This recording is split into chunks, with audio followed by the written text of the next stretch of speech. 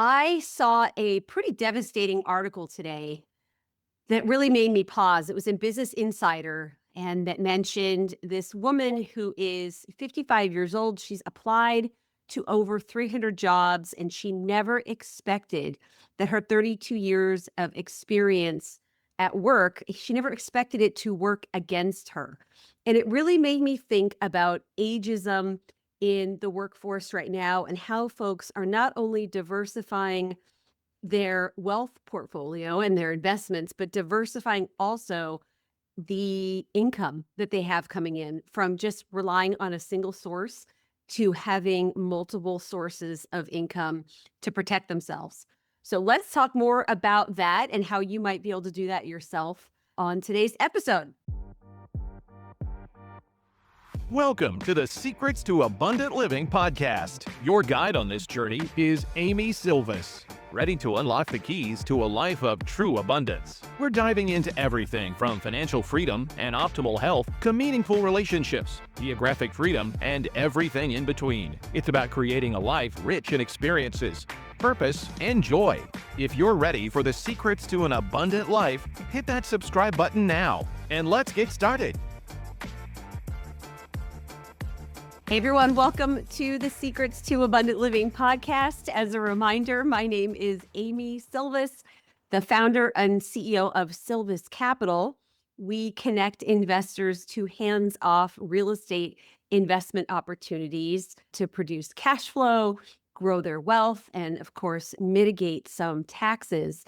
And gosh, that article really got me thinking today. Ageism is probably not anything that's new to you, but having recently turned 45, I've been confronted with this really interesting idea in my life. May not necessarily be as relatable to you, but this idea of, gosh, I wanted to stop trading my time for income years and years ago because my health didn't allow me to work, right? You all know my story. I was medically retired at age 35 due to cystic fibrosis, a life-threatening lung condition.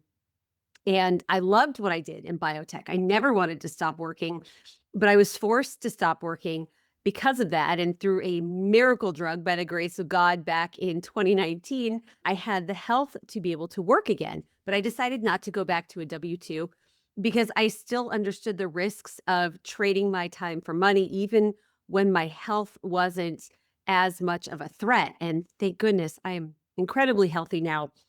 But then I'm confronted with this idea of, oh my gosh, if I were to ever want to go back into the workforce, or as I have a bunch of peers who are in their 40s, 50s, and 60s in the workforce, what does that look like in terms of diversification for income? So I'm finding myself in that transition as well, where I'm not just deciding to avoid trading my time for money for health reasons, but now it's a age issue, an emerging age issue for me. And many of you all might be feeling and seeing as the time just goes by that this is an issue as well. So look, should there be ageism in the workforce? Of course not. My goodness, of course not. I hope we as a society can tackle that because thank God as people are living longer and living healthier lives, right? So not just lifespan, but health span, right? The being healthier for longer, they should be able to work. And I think our workforce is going to need that, right? We don't have, our population isn't growing as fast. And so we're probably going to have to live longer. Inflation is eating away at more benefits and the purchasing power of our money. So people might be forced to work longer. The last thing we want to do, of course, is have a bunch of folks that are up in years with a ton of experience and things to add, facing the dire circumstances of ageism in the workforce. So we should tackle that legislatively, morally, ethically as a society. But I'm also left with this idea of, do we wait for that to improve because our government officials decide to tackle that, or companies, retool laws and the way they do business? Or do we take the bull by the horns and decide, hey, I'm going to make decisions now, today, to diversify my sources of income? Am I going to buy assets that are going to spin off cash flow? that allow me to pay my bills? Or am I going to start a business or buy a business that also has cash flow that can help me pay my bills? So, and hey, maybe it's not an or, maybe it's an and, right? Maybe we advocate and we make sure that we push for that societal change as society changes and as society evolves, and we shouldn't be discriminating against folks as they age, but also we have a sobering conversation with ourselves and our family and think, okay, now is the time. Society is evolving, and we need to not only focus on diversification for our investments, but diversification in our sources of income. What are some of the statistics? I think you all have heard me talk about this, but after a layoff from a job that someone has held for over 3 years, around 55% of those 55 to 64 are reemployed, and 34.4% are reemployed that are ages 65 and older.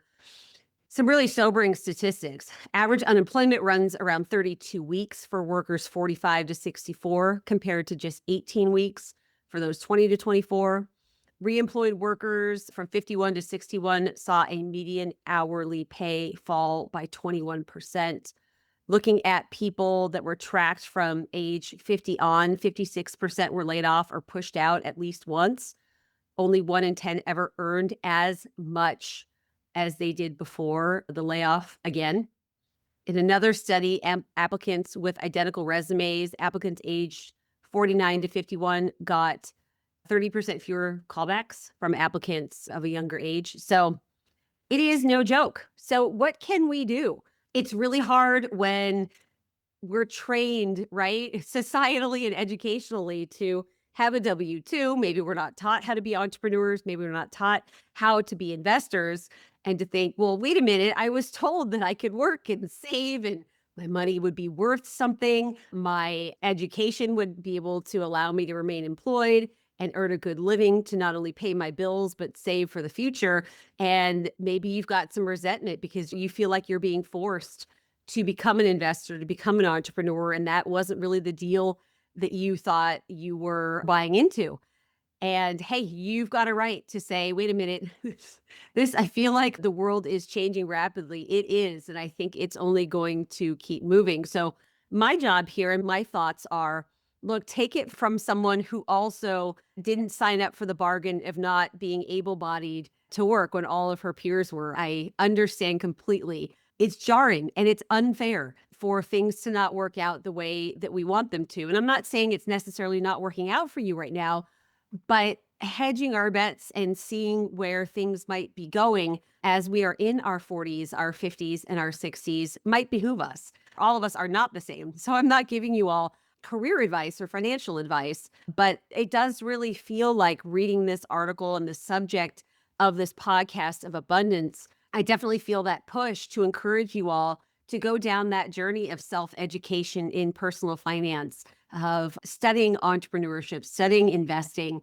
and seeing if maybe it's time to not only invest for retirement income, but invest for income to come in prior to retirement. And the choice is, you all have heard me say this, the choice is, do we try to create this nest egg that's big, this pile of cash, and gradually chip away at it, whether it's post-retirement or whether it's, during our working years to supplement our W-2 or supplement and diversify our income?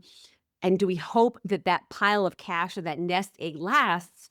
Or do we choose to create streams of income, for example, from assets or from businesses that aren't necessarily drawing down from a pile of cash or drawing down from a nest egg, but they are constantly renewing, right? So if you own an asset and it's producing cash flow, ideally, if you don't sell that asset, you don't get rid of that asset, that cash flow will keep going no matter how much longer you need it.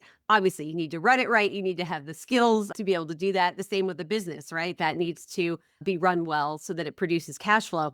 But really this idea, and I was raised with that notion, even up until my early 30s of, we should just, save as much as you can. And hopefully that savings will last as long as we need.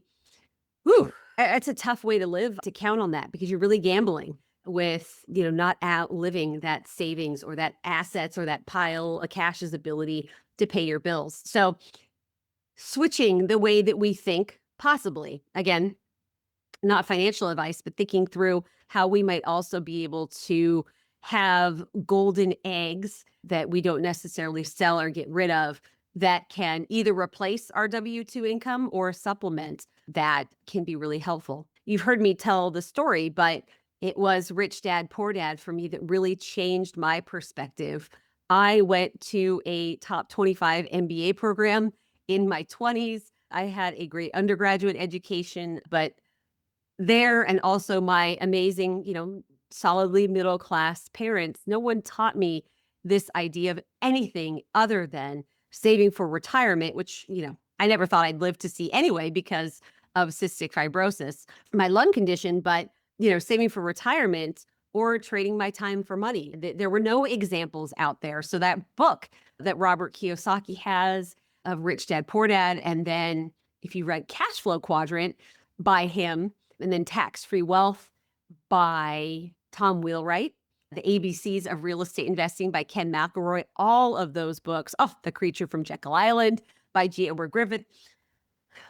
That's where I would recommend you get started if you haven't already. If you're listening to this podcast, you probably have. But y'all, mid-2026, the job market is what it is. And just because you're a high earner and you're high up on the rung in your W-2 doesn't necessarily mean that you're completely shielded from ageism, from layoffs, and planning now instead of waiting until there may be an issue is a great way to do that. Have you ever thought about having multiple streams of income? Instead of relying on just one stream of income where you're trading your time for money, how would you like to free up more of your time and live a more abundant life? As a listener of the show, you're invited to attend one of our upcoming trainings where I'll give you an inside look into how you can add passive income and get all the other perks of recession-resistant real estate investing without the headaches of being a landlord. I'll also be sharing some hidden mistakes to avoid and the criteria I personally look for when evaluating potential investment opportunities. To reserve your seat for free, go to sylviscapital.com/webinar. Again, that special link to reserve your seat for free is sylviscapital.com/webinar. I look forward to seeing you on the training. And now back to the show.